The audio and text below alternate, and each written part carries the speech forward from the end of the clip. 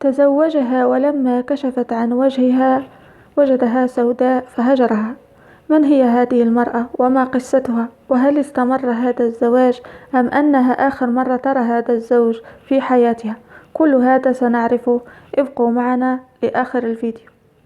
لا تنسوا أحبابي في الله وضع لايك للفيديو، وإذا أعجبك محتوى القناة اشترك وفعل الجرس حتى يصلك إشعار جديدنا.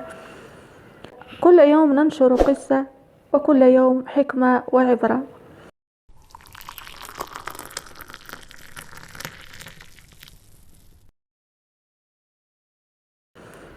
السلام عليكم ورحمة الله تعالى وبركاته. أسعد الله أوقاتكم بكل خير. أحبابي حبيباتي، جهزوا فنجان قهوة أو شاي أو عصير أو ما تحبون، وتعالوا اسمعوا هذه القصة. هذه قصة من أجمل القصص التي ستسمعها في حياتك، هذا إن لم تكن قد سمعتها، عن الصبر والرضا بقضاء الله وقدره. هذه قصة امرأة سوداء تزوجها زوجها، وليلة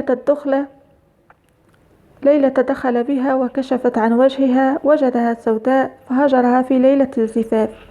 فلما استشعرت زوجته ذلك أحست بأنه كرهها ولم يلمسها،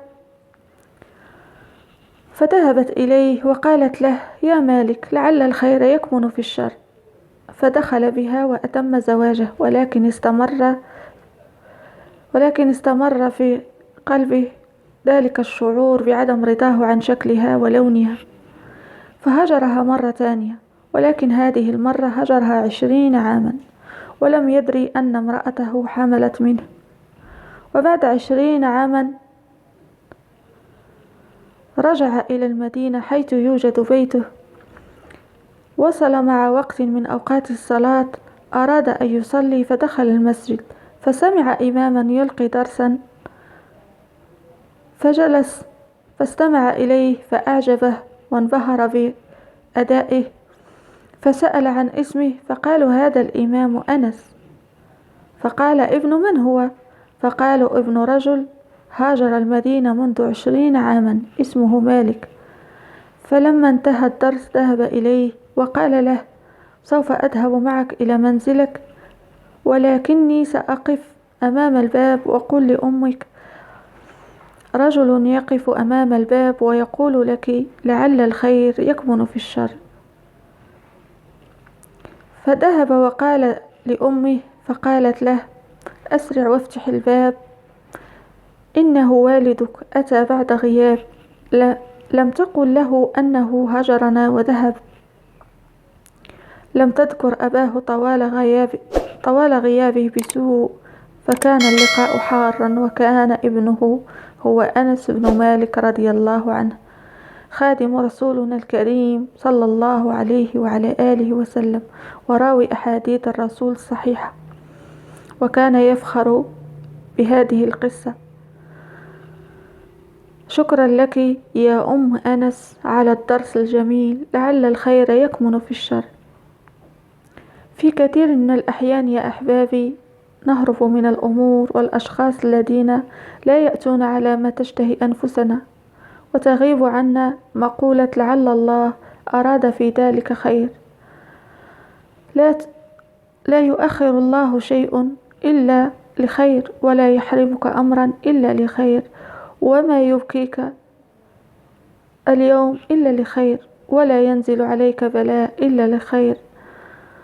فاللهم صل وسلم وبارك وأنعم على سيدنا وحبيبنا ونبينا وقرة أعيننا محمد صلى الله عليه وعلى آله وسلم تسليما كثيرا.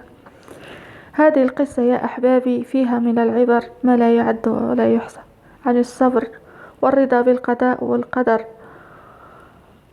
الله أعلم كم عانت هذه المرأة، ولكنها أعطتنا إماما، أعطتنا رجلا صالحا، لم تخرج لنا رجلا معقدا أن أبوه تخلى عن أمه وعنه وهو في البطن. فبعض النساء تفترق هي وزوجها، يحدث طلاق أو شيء ما،